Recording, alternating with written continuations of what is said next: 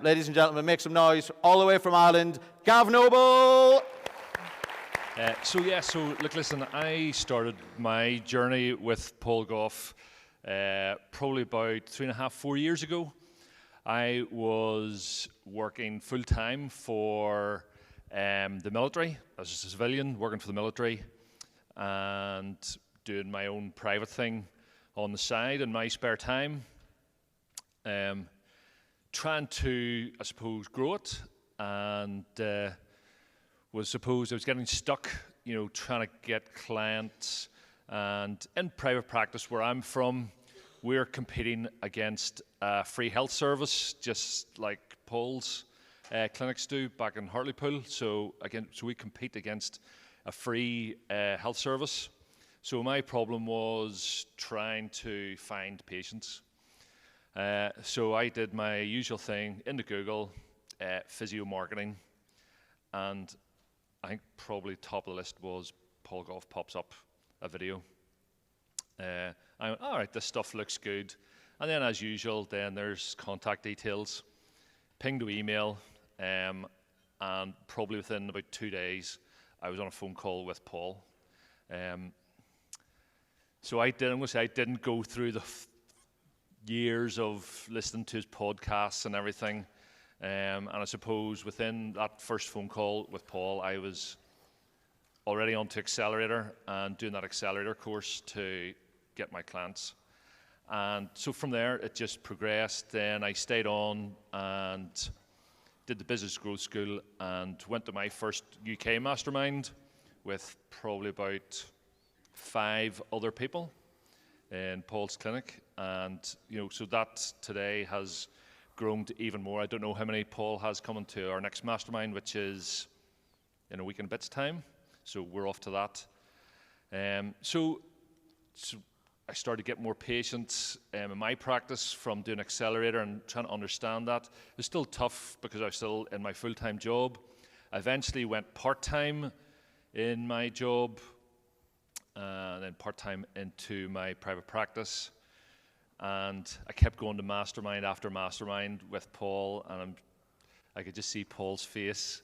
Just every time I went, it was just like, when are you going to give up that military job and step full-time into your own job? And it took a while. It did, didn't it? You could just shake his head. But eventually, I made the leap. I brought my brother into practice as well. So 2 of us were working there, and then we eventually brought in a practice manager, and then last year we hired another physio. So there's 4 of us now working in the business. I don't work with the military anymore.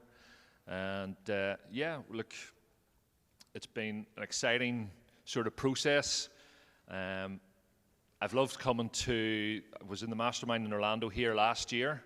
It was really good to meet a few people, just a couple of familiar faces, so it's good to see you all. And it's really good to come back.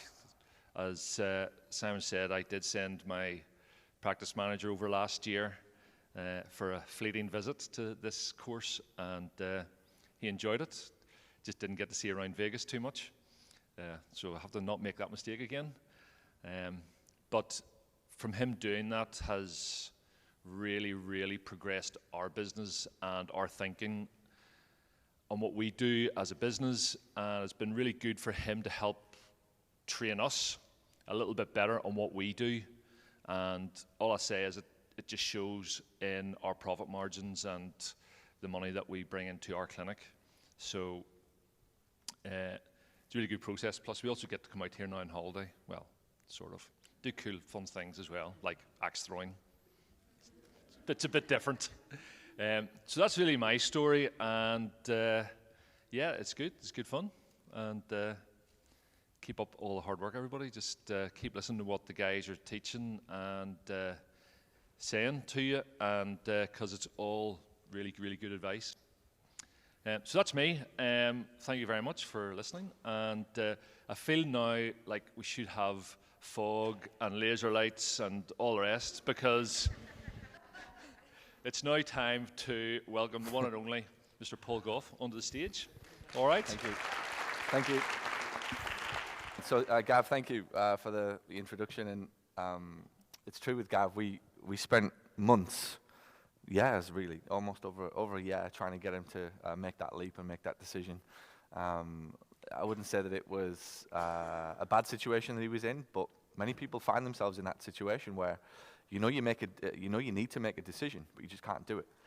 And I do think the power of rooms like this and the power of the group, I said it yesterday, really if you're coming to these types of events and you're coming, potentially some of you into Mastermind, it's about the people that you get involved with and the conversations that you can't have with yourself.